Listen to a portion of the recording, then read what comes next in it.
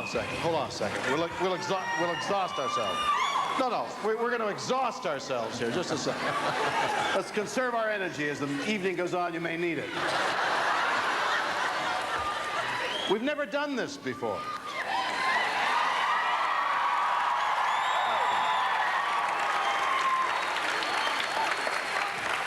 First time. Number one. First time. We've never been on stage before together, alone. Never. We don't quite know what to do. That's true. That's true. Wave at me. He says wave at him. Who said that? Well, he does something with his hands that I can't do. No, I didn't mean raise the hand. I mean part the fingers. Look, we're starting a comedy routine already. Look at that. I can't do that. Will you show me how to do that, please? Look, that's as much as... Took me years of diligent practice and self-denial to learn how to do that. No wonder I can't do it. Well, what we thought... Practicing. Well, I beg your pardon?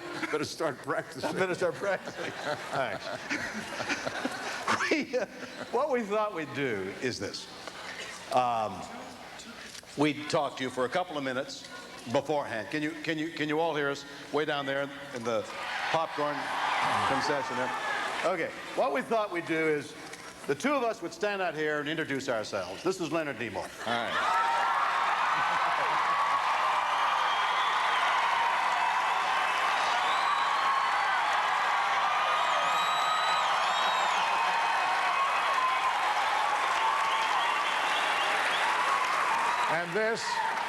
And this is my captain and my friend, William Shatner.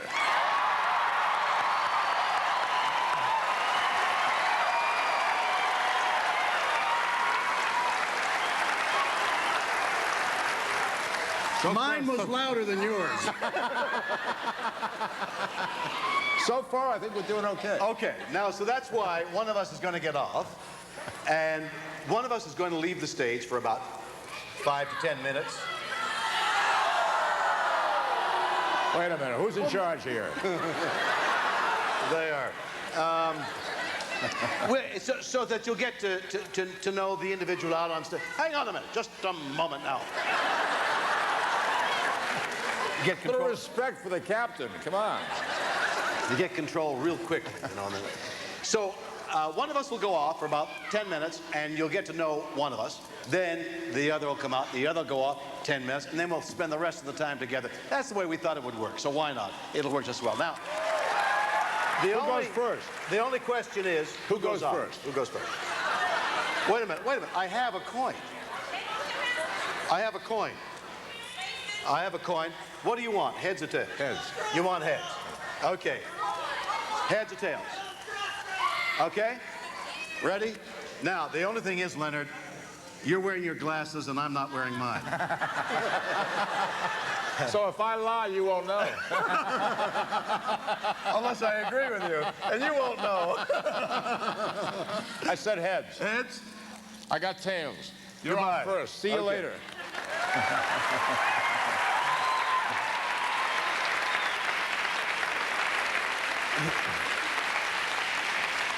It really is the first time we've appeared on stage together. We've in our own individual ways have played in front of a large group of people, although this is enormous, and I can't just even begin to understand why you're all here, but I thank you for being here. He says with some false modesty, but it is an honor for us to see so many of you here. But the truth of the matter is, Leonard and I have never appeared on stage together in an ad-lib situation. Although, a couple of months ago, we did a reading of a play together, a new play. It so happens that I helped write it. I collaborated on it. And it's a play that we might do together sometime in the short future. So, although this is the first time, let's hope it's not the last time.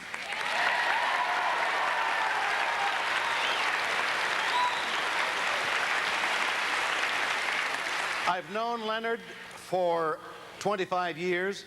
They tell me, although I have no recollection, that we appeared together in a small television show, A Man from U.N.C.L.E. or something like that was on years and years ago, that too long for most of you to remember.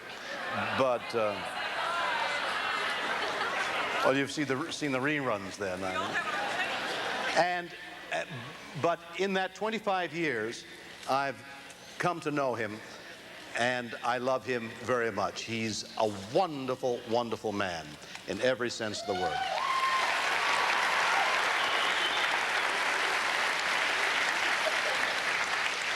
Yesterday, the whole cast was together. We were at a famous movie theater in Los Angeles. It used to be called the Grauman's Chinese Theater. Now it's the Man's Chinese Theater. And it sounds a little too common, so they call it the Chinese Theater. Now, once you've seen a movie there, you want to see it again very rapidly.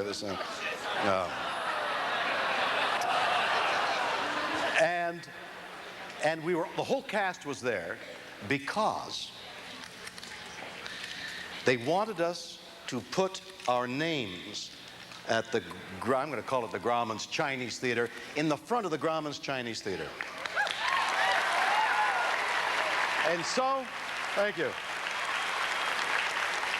And so we all were there to do something that is so special.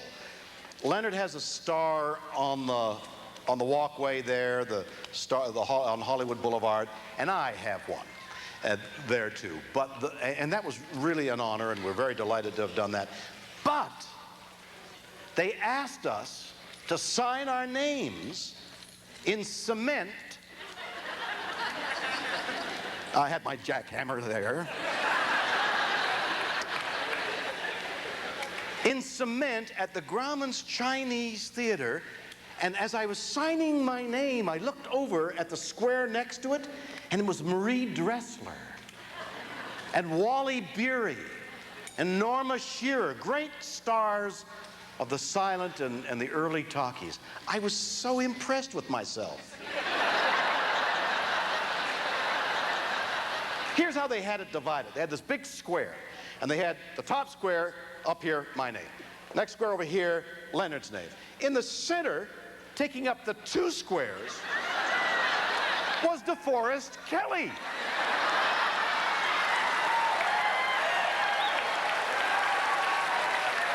Now, nobody said anything resentful about it. Nobody said anything. We all were too well-mannered for that.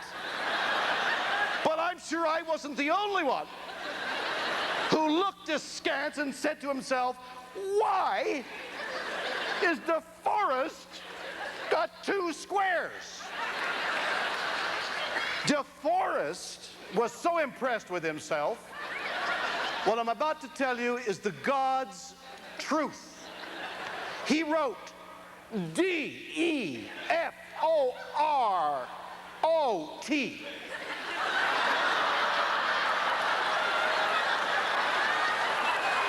In cement.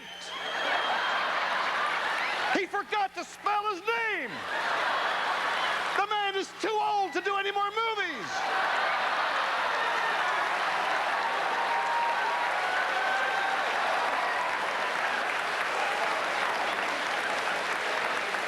I love DeForest almost as much as I love our next guest,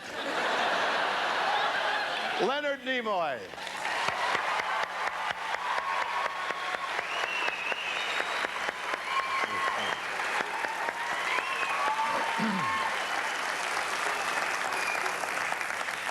What I remember about yesterday is it's true. DeForest Kelley's name is about that big, and he left out the S. But George Takei, who plays obviously Sulu on Star Trek, thinks he's a Vulcan. And he had his hand, he must have had an operation on his hand, because his hand is in permanent condition like this. Permanently. Wherever he goes, his hand is like that, see. They asked Jimmy Doohan is this the last Star Trek movie Jimmy doing? Has a 3-word reply. It's a ploy. Jimmy, do you think the studio really means it this time? Is this really the final Star Trek film? It's a ploy. Jimmy, what's your name? It's a ploy. They're great people, great people. A couple of weeks ago, the Variety magazine, which is our daily show business newspaper in Los Angeles, very famous. You've probably heard of Variety. They tell all the news about what's going on in our business in television and films, theater, radio, music. And they ran a section that had to do with the 25th anniversary of Star Trek, because this is our 25th anniversary this year. They keep reminding us of that, trying to make it.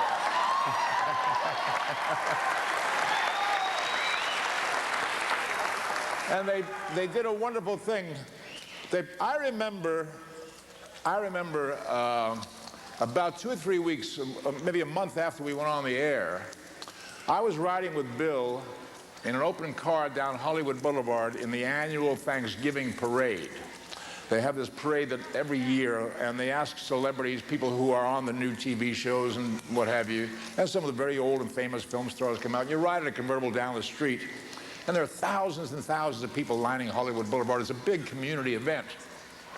And along the way, they have people with microphones announcing who's coming. Well, here he comes now, star of such and such. Here he is, so-and-so. And here comes the star of Columbo, Peter Falk. And hey, hey, hey. And as we were driving down the street, we're riding side by side. Here they come, the stars of the new television series, science fiction series just went on the air, Star Trek. Here they are, William Shatner and Leonard Nimoy. I swear. And Bill turned to me and said, "You'll remember that for a long time." I still remember it. Now, the reason I mention it is because they published in Variety last week, they republished the review that Variety gave us when we first went on the air in September of 1966. And I thought you'd enjoy hearing what our show business Bible said about us the first week we went on the air. This was dated September, it appeared on September 14th, 1966, just a little over 25 years ago. It said, Star Trek with William Shatner, Leonard Nimoy.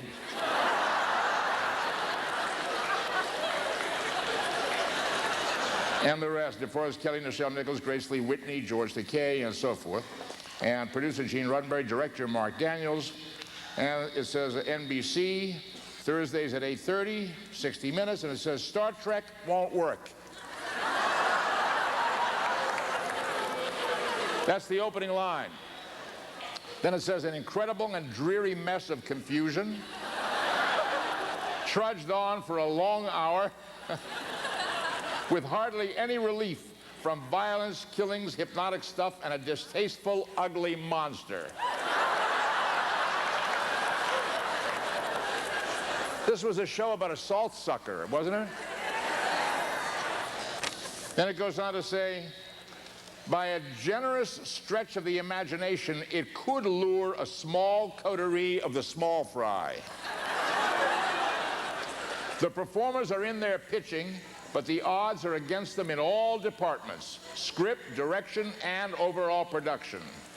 William Shatner, William Shatner appears wooden, it says.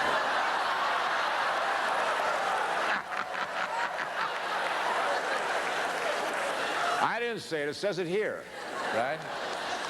I've never heard him accused of being wooden before. You know? Spock!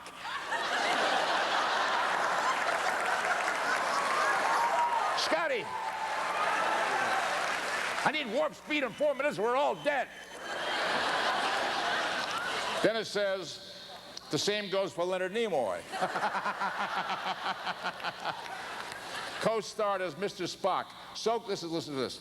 So-called chief science officer whose bizarre hairdo, etc., is a dilly. It's The bottom line is the biggest guessing game is figuring out how this lowercase Fantasia broke into the schedule. They're great. I just got a fan letter. Dear Mr. Nimoy, I'm an avid moviegoer and a big fan of your acting. Both my wife and I have enjoyed Dr. Spock in all the Star Trek programs. Thank you very much. They were good times. They were good times.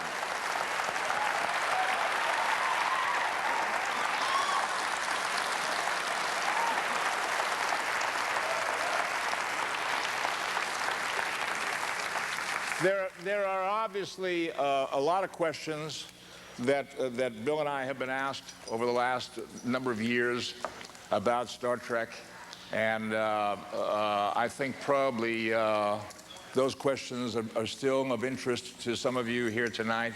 I wonder how many of you are under 25?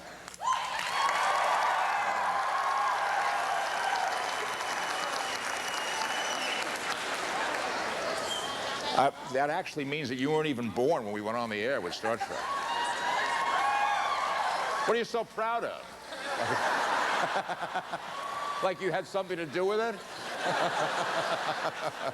So I think maybe if Bill wants to come back.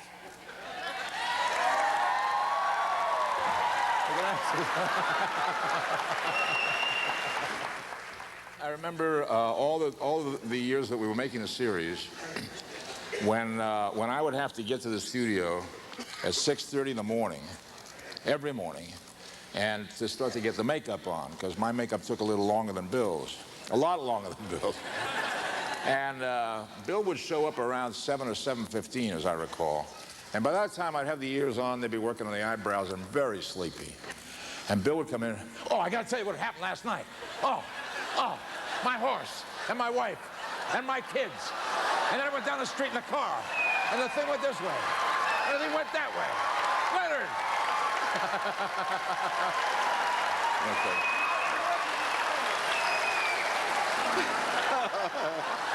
Well, I felt that I had to wake you out of your stupor. He gets the ears on and he goes to sleep. I don't understand it. It has a sedative. We should have put the ears on the horse. Those days back in the makeup room 25 years ago. Interesting time. What do you want to talk about? Well, let's start with 25 years ago in the makeup room. You laugh. But how much trouble did you have with those ears? I tell you, the days were long, and the work was hard, and the ears were not very comfortable. They itched. And I remember hot summer days, 66, 67, 68, when we'd be shooting for 12 hours for the day. And in the afternoon, after lunch, boy, you'd learn to eat a light lunch, because if you ate a heavy lunch, you'd get so drowsy in the afternoon, and it was hard to stay sharp. And I don't know if you remember the day we were shooting a scene. I don't know if we ever talked about this. We were shooting a scene where Bill and I are in a room. A couple of guys walk in, bad guys, and we have a fight with them. And it's bam, bam, bam, and I pinch a guy, and he hits a guy, and the guys are down on the floor. And then, after they hit the floor, we have some more dialogue for about 30 or 40 seconds. What are you going to do about this? I don't know, Captain, I think I have an idea. It's logical if we do that. I say, yes, Spock, I think I'll go this way, and you go that way, and everything. And we go out the door, and the scene is going to be over. So we rehearse it, and we do the dialogue. The guys come in, we have this big fight. I pinch this guy, Bill hits that guy, then he hits this guy, and then he hits that guy, and he hits both guys, he hits all the guys, and they're all... And the two stunt men drop to the floor like they're supposed to. The camera's rolling now. They drop to the floor like they're supposed to. And we start our dialogue. And right in the middle of the dialogue, I say, Captain, I think we better go here. He says, Spock, you go that way. I say, logical, Captain. And I heard... Stuntman. And we're trying not to break up. Stuntman's lying under the table. He has to... Fell asleep. He has to lie still for 3 minutes. He fell asleep during our scene. He started snoring. We both heard it. We both knew exactly what it was. And by the look in his eye, I knew that he knew what it was. And by the twitch in his ear, I knew that he knew what it was. But we're both trying very hard to get the scene done without breaking up, see? So you can imagine. And we left in our separate ways, fell out of the door and started hysterically laughing, which woke the stunt man up, and he was in a foul humor from then on. It was really funny. I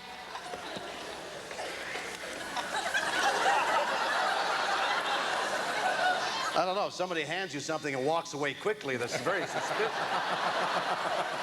And when it ticks as well, I mean, besides which I haven't got my glasses on, so I can only see. I'm not going to tell you what it says. Okay. They're probably trying to convert us to something or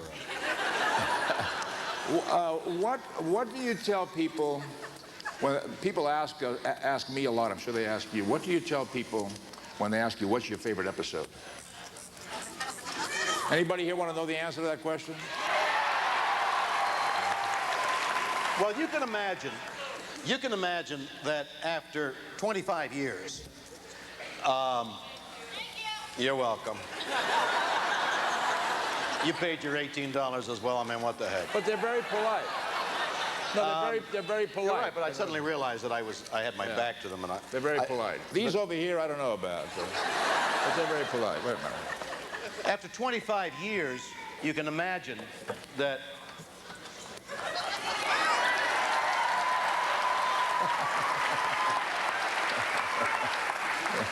that was very observant of you. They couldn't see you. See, I told you he's a thinking, feeling. No. I got mental telepathy. Oh, you got your glasses on. After 20, I'll start this again with slap. After 25 years, you can imagine the number of times we've been asked a number of questions. One of the big questions I keep getting asked is, has anybody asked you a question I haven't asked you? What question haven't I asked you? You know, but in any case, the favorite episode question is one of the big questions. So I've developed a stock answer. So I'm going to give you the stock answer, and then I'll give you an answer that I have never told anybody.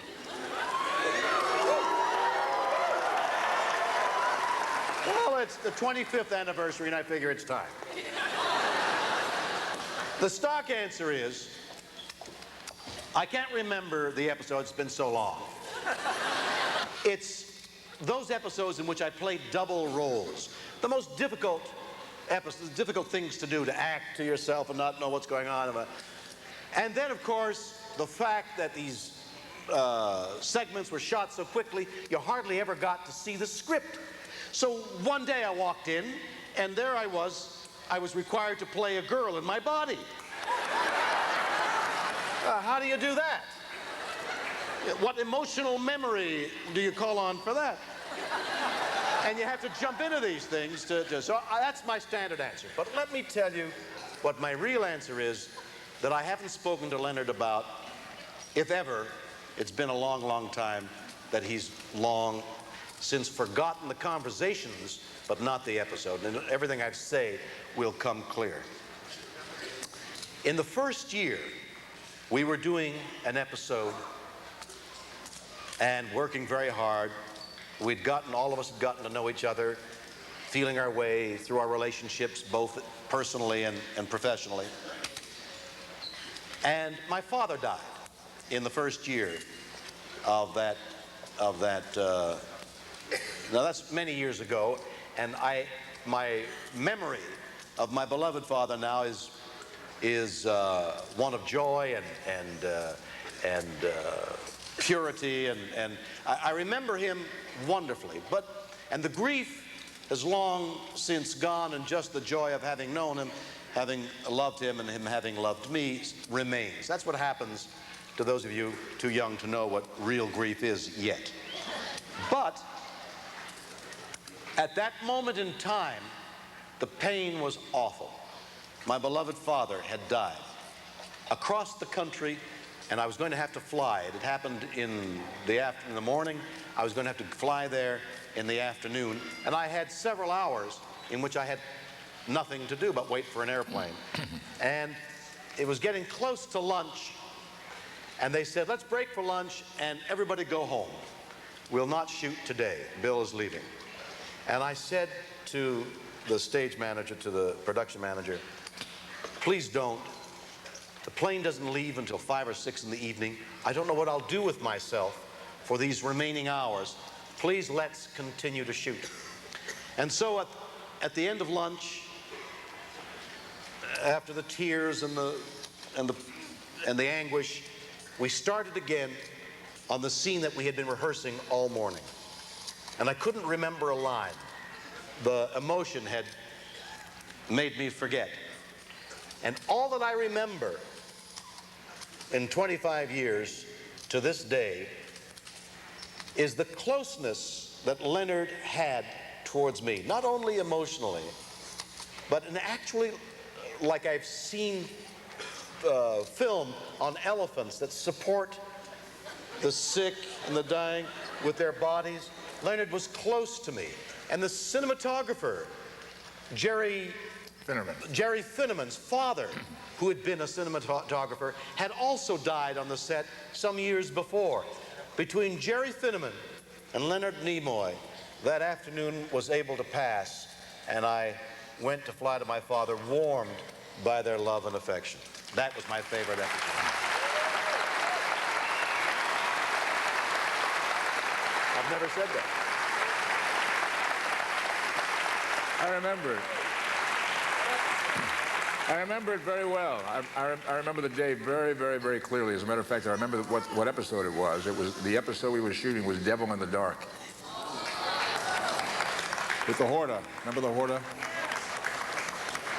That's interesting. It was a very touching experience, but Bill has a very dangerous sense of humor. And I remember very, very much that we kind of herded around him to let him feel that there was somebody close by, you know, if he wanted to talk or whatever he wanted to do. We actually intruded on his space is what we did. But I remember it very well. And then I remember that when he flew away, you probably don't remember this, when he flew away to go to the services for his dad, we then went ahead and shot the one scene where Spock gets in touch with the Horta's mind. And the Horta is this creature that, which is the mother of the eggs that are being destroyed. I'm sure you've seen it and recall the episode. The Horta was in great pain. Horta was in great pain, which we discover because Spock mind melds with it.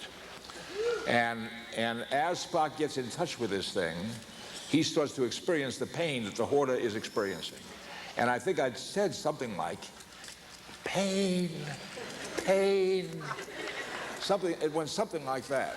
And we shot that, and Bill was not there to see it. When he came back 2 days later, as I recall, I think it was about 2 days went by, now we had to film Bill, shots of Bill, as though he would be watching me do that.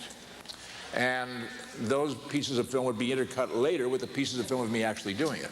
So when the camera was being set up on Bill to show his reaction, I started to rehearse it. And I said, Bill, I was over here, and I put my hands on the thing, and I said, pain, pain. And he said, well, wait, just a minute. Says the director, I wish Leonard would do it for me so I could really see what I'm reacting to, you know. And I said, well, Bill, you really, I mean, I was over here, and I said, pain, pain. No. I said, now, I remember, do the line, and we'll see if I remember the, yeah. Okay. You want me to really do it, man? Yeah. I'll tell you. Hold on. I wanted to, because there's an aftermath to this story. I want you to understand. Now, you understand, he did all his part separately during those 2 days. I come back, I've just buried my father, okay? I want to show everybody that it's still me, I'm back here, in charge of my mind, everything's okay. So I said, Leonard, do the thing for me. Do it full out now. Right. Don't just say pain, pain. No. Do it. And this is what happened.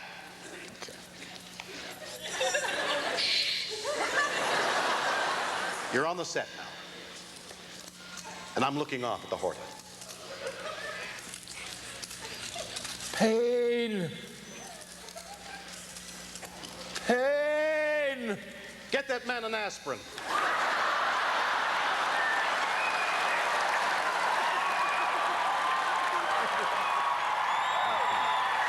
I dug this out of my garden today. I did. We have been asked over and over and over again. I see you have a white thumb. Yeah. No, this is very, I cleaned it up. Okay. I cleaned it up nice because I wanted to bring it here to show to people tonight, to show to you tonight. We have been asked time and time again, did you know in 1966, when you started working on the Star Trek series, did you know, could you have imagined that 25 years later, you would still be making these films, and there would be a new series called The Next Generation, that this thing would last all these years? Did you know? Yeah. That's right. I dug this up out of my garden today because I wanted to bring it here and answer that question properly for you and these friends of ours, because I buried this in my garden in 1966. I did. Says right here, not to be opened until December 1991. Says it. If you can't see it, come and see me after the show, and I'll show it to you. Come up real close. Yeah. Room 301.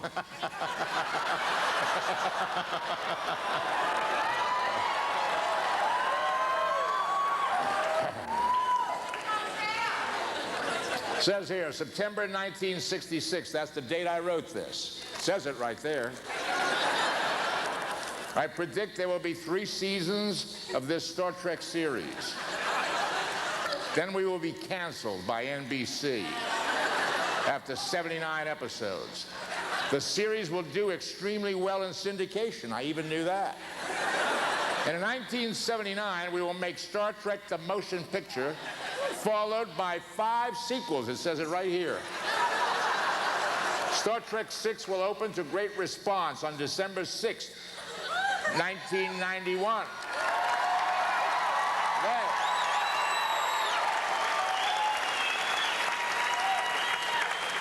There will also be an additional TV series called Star Trek The Next Generation, which will be very successful. This letter should be read in public for the first time on the weekend of the opening of the Undiscovered Country. Now, wait a minute. Now, wait a minute. Preferably in Sacramento, California.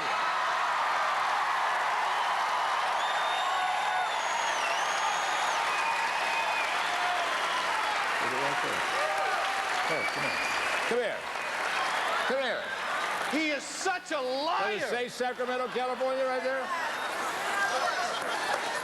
Tell Bill, what's it say? How can you take your audience Doesn't like it say that? Sacramento, California right there? That's your sister.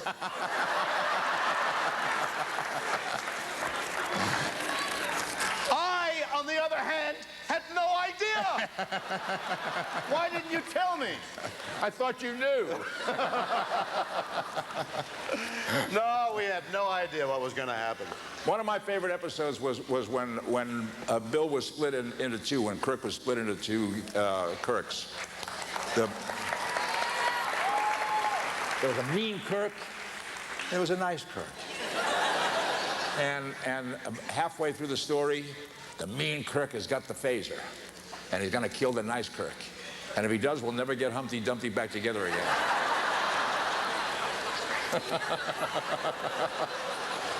So the script was written that Spock comes up behind, sneaks up behind the mean Kirk, and hits him on the head with the butt of a gun. That's what was written in the script. So I said to the director, I think we should do something different than that. He said, what do you mean, what do you have in mind? And I said, well, Spock is a graduate of the Vulcan Institute of Technology, where he took a number of courses in human anatomy. And Vulcans have a kind of energy that comes off their fingertips, which, if properly applied to the appropriate pressure points on the human anatomy, will render a human unconscious. The guy didn't know what I was talking about. But I told him, and he knew exactly what I was talking about. And when I came up behind him and I put my hand on his neck, he's the one that sold it. He went like that and dropped like a rock.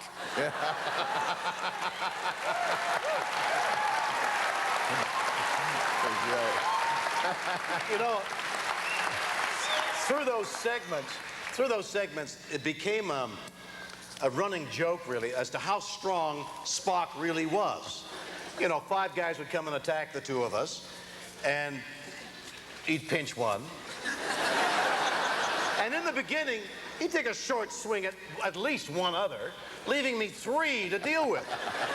But as the series got on, and he became a little more relaxed and a little, you know, the years went on, and he became a little more lethargic. Cooler. He'd pinch one guy and stand back and watch.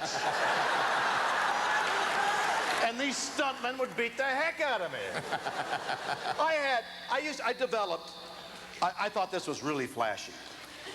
The bad guy would be coming, and I'd do a flying kick like you see in professional wrestling, where you fling your leg up, and the other guy flops over. Well, I got kind of used to doing that. That was Kirk's thing. I mean, I'd throw myself at the guy, and the guy would drop dead with a flying kick. So one day, on vacation, on hiatus, I had taken my kids to one of those places where you drive cars. You know, kids get in the cars, you race around the track. Yeah. So I was racing around go-kart place. I was racing around, and I'm kind of like Big Daddy, and my 3 kids are up in front of me, and I'm guarding my kids so nobody racing by. Suddenly somebody races by, almost hits my child. Okay? 6 minutes is up, all the cars come in. I walk over to the guy. I said, "Wait a minute, what are you doing?" This guy gets out of his car. He's a monster. I said, "Now look, those are my kids." And he's joined by 3 guys. They said, "Oh yeah, smart ass." So for a second, I thought I was Captain Kirk.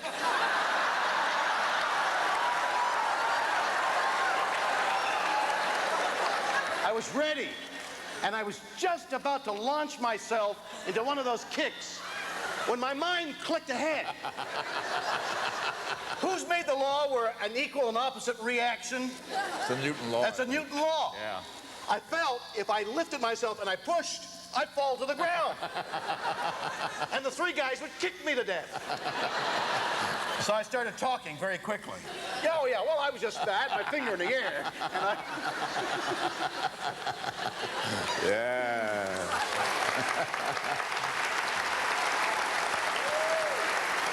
What do you remember about the city on the edge of forever?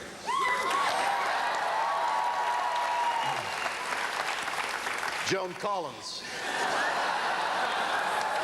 Little Joni. Little Joni before it all happened. How many times did Kirk get the girl? All the time, Leonard. Joan Collins was a beautiful girl. City on the Edge Forever was a good show. Were you jealous when I got the girl on this side of paradise? I wanted her badly.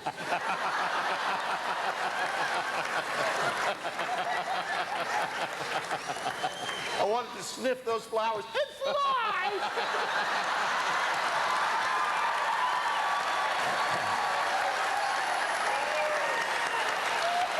He's mean. He's really mean. I've been telling people this for years. Now, I want you to believe me tonight. I'm not kidding. He's mean. He's a mean person. He stole my bicycle. Yeah. I didn't steal your bicycle. He stole my bicycle. I'm going to tell you the story. And I was not well at the time. Okay, I'll tell you what we'll do. I'll tell you what I'm going to do. He took advantage of a person in need. Yeah, you were in need. A person struggling, in pain. You were in... He did. He hurt me badly. I want you to know that. Is this being taped? Is somebody taping this? I want it on record. Did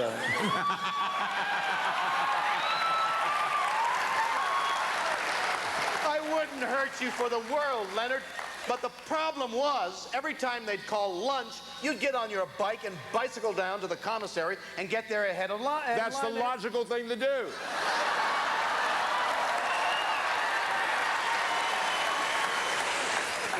Is there something I said? He's pushing the thing back. Look, I'm looking for the water. You want some water? Yeah. It's true. I had a bicycle. It had my name on it, too. That's right. Said it right there, Leonard Nimoy. And it spelled it correctly, too. N-I-M-O-Y. Okay. And I used to get on the bike because we had not a lot of time to get from the stage to the commissary to get your lunch and then get back to the makeup department, get the ears touched up, and then get back to the stage and go to work. So I used a bicycle. Right. And one day I walked outside the stage and my bicycle was gone. Right. So I came in on the stage and I was kind of upset. I said, "Who took my bicycle? Come on, guys. I got it here for a reason." You know? Wasn't gone. It wasn't gone. It was chained. Somebody, no, this is before. Now, my friend here decides he's going to have some fun with me. So one day after I had complained, he got my bicycle and he tied it to a rope, and they put the rope up in the rafters. And the ceiling is higher than the ceiling here on the soundstage. And I, with my bicycle, and everybody starts laughing. Ha ha ha ha. I mean, is that funny to hide a guy's bicycle? And I was in bad shape. I mean, I could hardly walk at the time. I was like this, you know. Bill, you take advantage of a guy who's hurting. I was hurting very badly. I want some sympathy. Wait a minute. Hang on a minute. He's only telling you half the story. Let me tell you the rest of the story. When he first got the bike, he'd pedal like crazy, and he'd get down to the commissary ahead of everybody else, and he'd get lunch before everybody else had. Now, these are important things. So I bought a chain and one of those locks that when you shoot them, they still remain in place. And I locked the bike to a fire hydrant. Why? And he came out and he said, who did this? Yeah, why would you do that? Well, because we all had to have lunch too. Everybody had their right turn. We had to run down that street and get our lunch. So he got bolt cutters the next day and opened the thing, and he got his bike. So the following day, well, look. I'm not going to help you out. No. I don't need any help. You're on your own. I want to know whether you remember this. I remember everything. I breed Dobermans as well as horses. Dobermans. Now, Doberman's a great dog. They're very territorial. They love their master. And his dogs are meaner than he is. And that's not easy. I'm territorial too. So I put my dog in my dressing room every morning to go and act. So when I saw that his bike was unchained and somebody could take it, I took his bike and I put it for safekeeping in my dressing room. And when he asked me where his bike was, I said, I put it in my dressing room for safekeeping, Leonard. And then I went off to lunch. He got very upset, just because a Doberman went for his throat. I told him the best way to stop a charging Doberman is while it's in midair, you reach in and grab its tongue. With the Vulcan death grip. Immediately stops. I tried the Vulcan death grip, it didn't work. The next day, I had a very large car. I was driving a large Buick in those days. I had a large Buick. You're still driving parked outside the soundstage. And to protect my bicycle, I put it inside my Buick and locked the car. Guess who had my car towed away?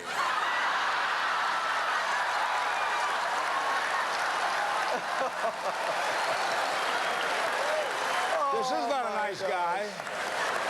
This is not a nice guy. It was one of those flyer bicycles, and I still have it. They're worth a lot of money now. Oh, golly.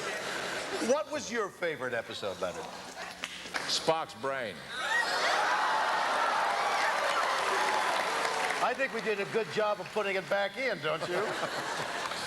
There were a lot that I remember fondly. I really do remember City on the Edge of Forever being a wonderful episode, and I really thought he was very good in it. I have to tell you the truth. I thought he was very good.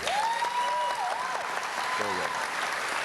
And I was very affected by that love story between he and Joan Collins, and the end of the show when he did that last line about "Let's get the hell out of here," you know. Really, there was something about it that it was different. It was very touching. It was very real. It was a wonderful script. I thought it was well directed and very well acted by Bill, and I remember it very, very vividly. I remember This Side of Paradise, which I thought was a wonderful Dorothy Fontana script. I remember the Devil in the Dark, which I thought was a beautiful script. I remember A Mark Time by Theodore Sturgeon. Lovely script. That was a show where the words "live long and prosper" were spoken for the first time. Really? Yeah. And I will never forget when she said to me near the end of the episode, when I thought that I had killed you, and Celia Lofsky, a lovely actress who played T'Pau, said, "Live long and prosper, Spock." And I hardly could get the line out. She said, "Live long and prosper, Spock," and I could hardly say it. I had to say, I will do neither. I have killed my captain and my friend." And it really meant a lot to me to have to say those words. And then, of course, there was people accused me of having smiled when I saw him again. I didn't smile. When did you realize that the Spock character had really taken hold and had become so popular? When was there a specific moment? Or well, the very first time that I was asked to go out on a personal appearance after the show went on the air was in Medford, Oregon, and it was I think it was around December or January of the first season. So we'd only been on the air 3 or 4 months, and it's the only time ever that I did what I did. I went to Medford, Oregon to be the Grand Marshal in their parade at the Pear Blossom Festival, something they have there every year. And I went as Spock in character to ride in a car, in an open car, with the ears? Down the main street of Medford, Oregon. We never made it. We didn't make it. I mean, I got in the car. They got me out of the hotel and in the car, and we were supposed to drive for about a mile down the main street and then end up in a public square. And after we'd driven about a block, the people started to come off the sidewalk and surrounded the car, and that was all they could do to get me out of there. I mean, it was such a because you must understand that we're actors and those are characters. You do understand that. And that it would be insane to put on a costume and a piece of wardrobe and go as... It was insane. ...as Captain Kirk. And especially with the amount of makeup he needs... less and less makeup now, I say. But a couple of hours of makeup in order to put the ears on, which are in themselves irritating. I mean, the ears are... putting on the ears is like putting on getting into a tank, I guess, and going off to battle. And for him to have done that, because he's never done it again, am I right? That's right. And there is a distance that he has placed between the artist Leonard Nimoy and the part of Mr. Spock, that for him to have said that is quite an enormous change. Yeah. Why did you change? If you went as Mr. Spock in that 3 months in the air, why did you change? What made you decide not to ever do it again? I really didn't know what I was getting into. I didn't know what it was all about. I wanted to explore it and find out what this was about, what it would be like to be amongst people on the streets of an American city at that time. Oh, there was one other time when I'll tell you about it, when I was on the street as Mr. Spock, but it was quite different. But I wanted to find out what it might be like. I wanted to find out how people would react to the character. I thought I might learn something. I thought it would be nice for the people to see Spock and maybe, enjoy that. But it was bizarre. I think they really didn't know whether to touch me or not touch me, and they didn't quite know how I would react, and I didn't quite know how I should react. But did you think that was the way to make a public appearance? I mean, did you think that they wouldn't ask you as Leonard Nimoy, but wanted you as the character? I guess probably you're right. I guess probably that was part of it. I thought they know me as Spock, and if I don't come as Spock, they won't have any way of relating to me. They have no idea who I am. I said, well, who's that? I thought we came to see Spock, So, you understand that, don't you? Yeah. Sure we do. One time, I remember I had a very severe tooth problem.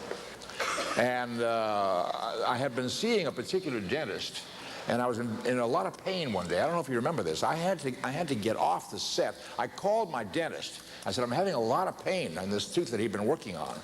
And the dentist was on vacation. And there was a lady who took the call. She said, your dentist, Dr. So-and-so, is not here, but there's another doctor in the office covering his patients. If you want to come in, he'll see you. So I said, okay, I will. And I went to this office.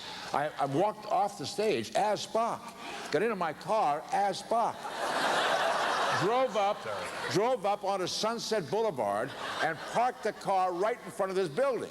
And I stepped out of the car and walked across the sidewalk. Nobody blinked an eye. This is true. Now, I walked into this building. I stepped into the elevator with a whole bunch of people, and it got very quiet in the elevator.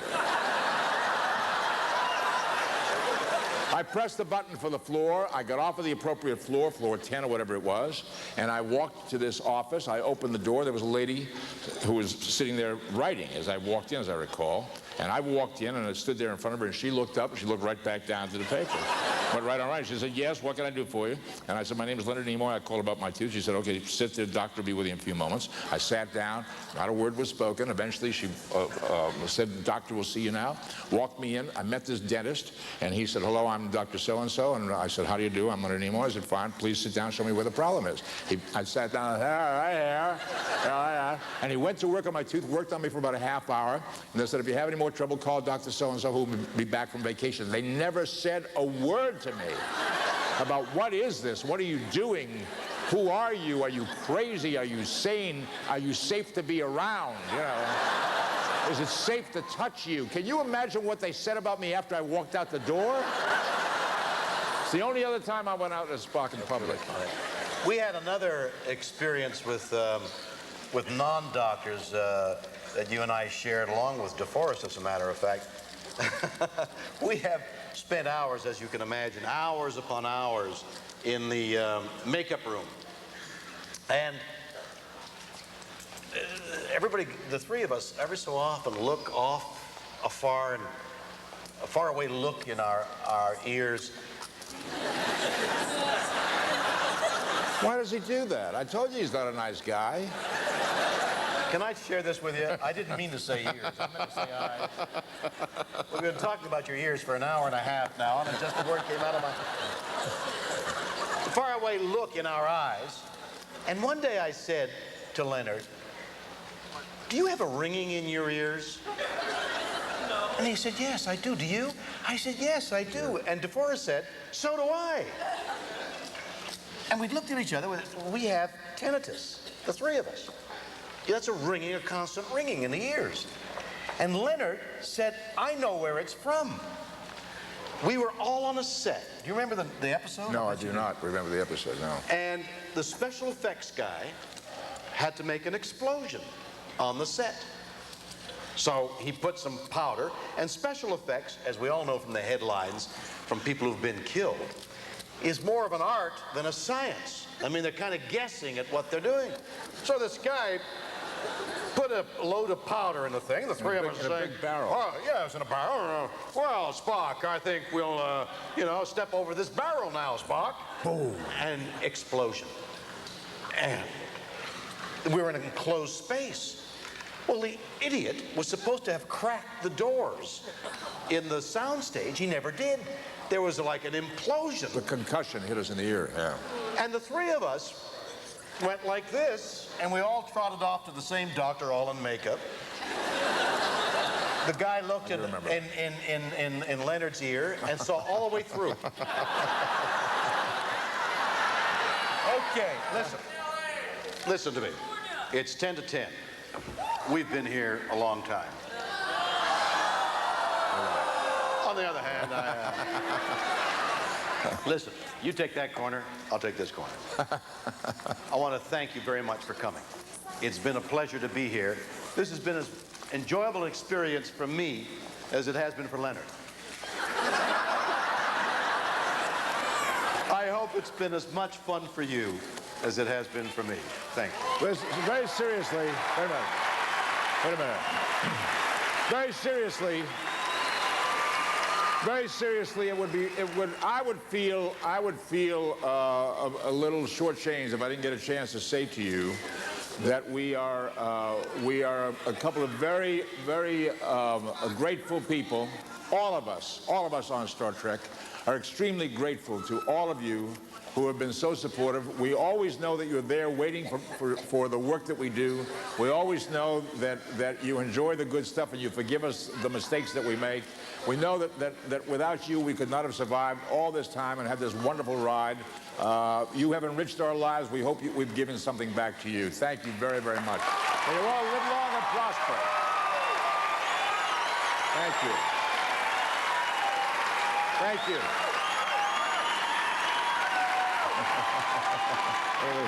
Seven. Thank you very much. Thank you very much.